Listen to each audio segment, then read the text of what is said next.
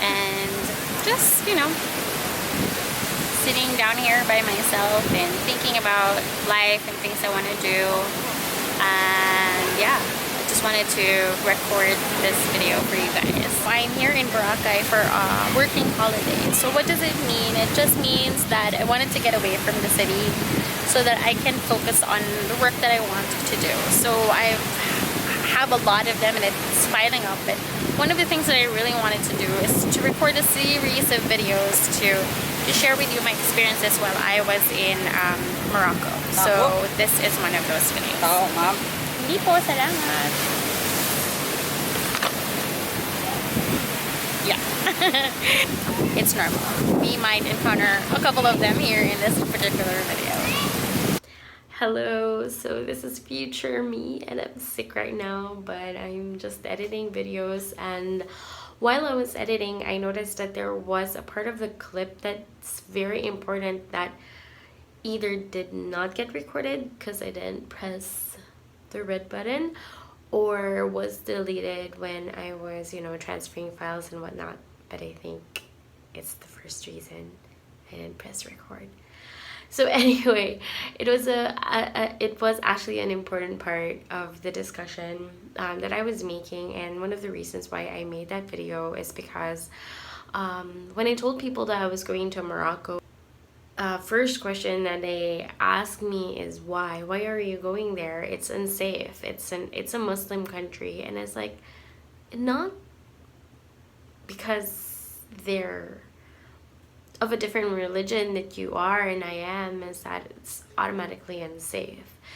And I actually have a friend who also sent me a link to an article saying that Morocco is part of the top 10 most dangerous countries to visit, let alone being a single female traveler to Morocco. They were really scared for me, I guess. But I'm the type of person with a mindset that whatever would happen to me, wherever I am, if it happens, then it means that it's meant to happen. I am very smart traveler. I think about what I do first before I do it, and I always practice caution whenever I'm traveling. But of course, there's always this lingering question of, is it safe to travel to Morocco? And that's basically what I wanted to answer in this particular video.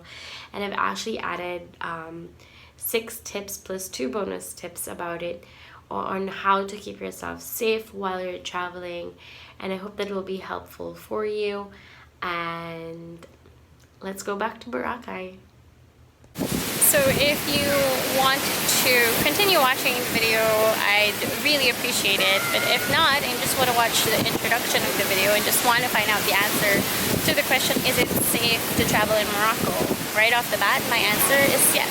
So I don't want you to wait till the end of the video to know my answer, but yes is the answer.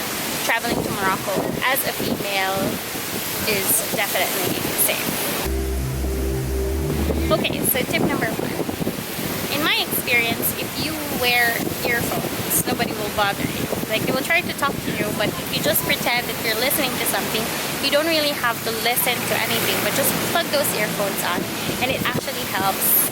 I didn't actually listen to anything, but I just plugged them on, and it kept people kind of away, in a sense. Number 2 is, don't look lost. I mean, even if you don't know what you're doing, just fake it until you make it. Is that even if you don't know where you are or where you're going, if you look lost, then it's highly likely that you will attract the wrong kind of people. So just look smart and look as if you know what you're doing and you're confident while you're traveling, because people can actually smell you a mile away if you look lost, or if you feel like people who want to take advantage of you would actually know, because they can sense that you're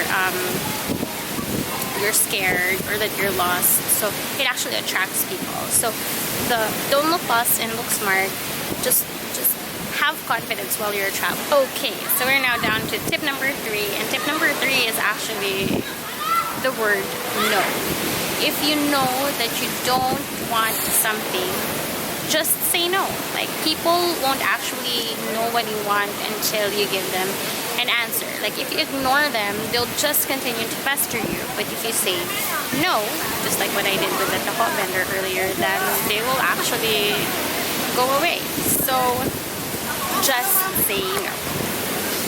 So, madami ng tao, nahihirapan ako. But my tip number 4, I'm just looking at my notebook.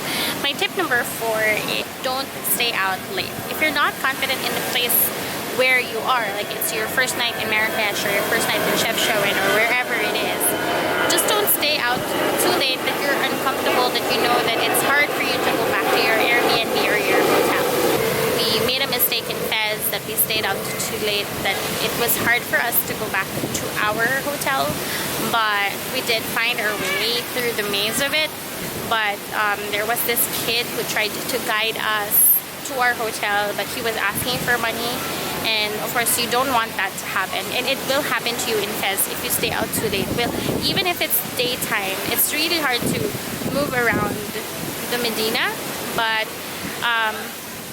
just, you know, just practice going home at a good hour that you're still comfortable in getting home or getting back to your room, like around 6 or 7 or before sundown, or just a little bit after, because you always want that sunset shot, right? Okay, so tip number 5. So in conjunction with tip number 2, which is try not to act lost. This is what I do, especially if I know that the signal in a certain location is weak, or I am not sure if it's going to be, if I'm going to have good signal or not. I preload my map and I take photos of it, and then of course it's already saved in your phone.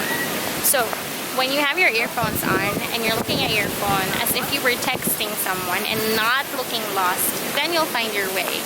So again, preload your map, take a photo of it, save it into your, of course, in your media file in your phone, then use it as the map. So plot where you want to go already, and if there will be a few deviations, that's okay, as long as it's within the range of the map that you have, only if you're traveling without a SIM card or without internet while you're walking around. So I do this when, say in Fez, since it's really, you know, difficult to get around. If you pin yourself in the map, it's almost accurate that it will find you.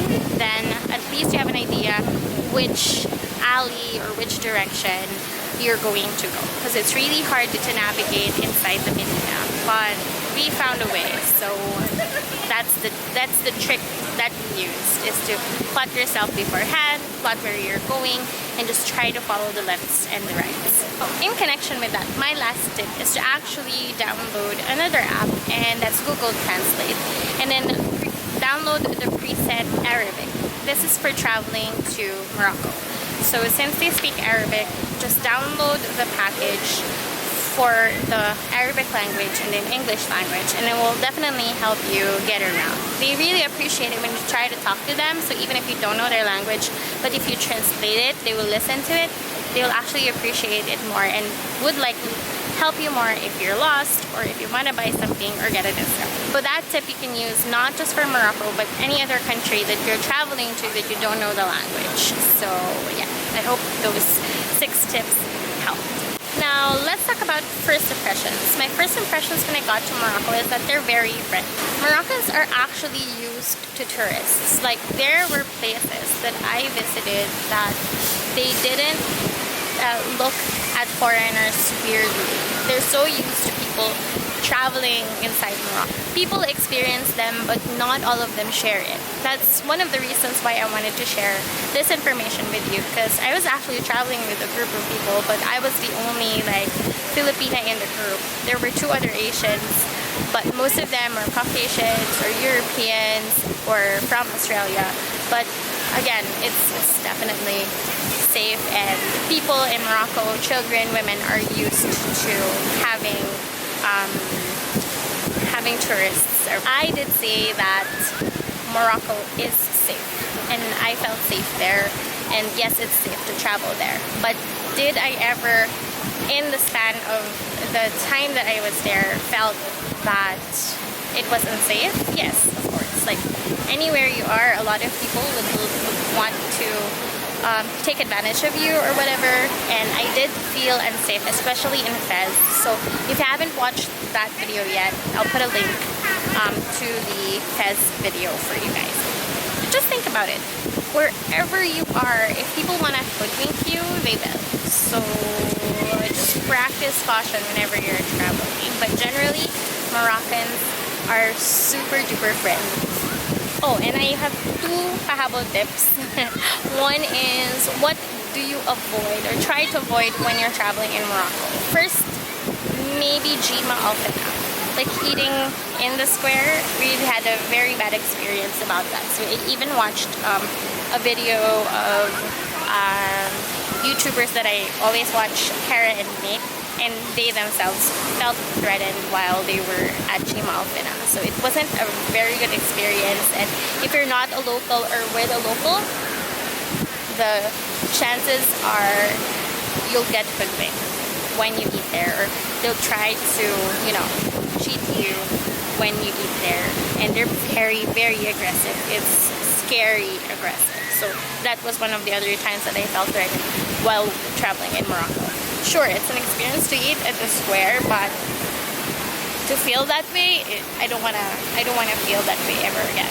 Now, for my last and final tip, be friends with a local. It's one of the things that you have to try to strive for, is to find a friend when traveling to a new place. So we did find a friend when we got to Fez, and we got around pretty easily, and we were even able to book a car that will take us to Bulubulis for a very low cost. So if you're friends with the local, of course, they will try to guide you and show you the best place to eat, and they will even cook for you. So one of like the guy that we friended in Fez even treated us to a camel dinner. So imagine that. We were able to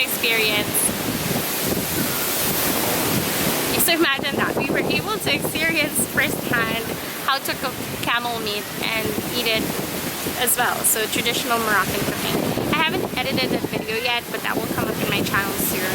So I hope you are able to subscribe to the channel so that you will find my other videos, and I hope that those videos will be entertaining enough or informational enough for you guys. To sum it all up, is it safe to travel to Morocco? Again, my answer is yes, but just keep in mind that you have to practice to travel safely. And then I hope the tips help you, and I hope you found this video helpful for when you're going to travel there. There are two other videos that I'm going to be putting up. One is how to Morocco for Filipinos, and the other one is how much does it actually cost to travel in Morocco.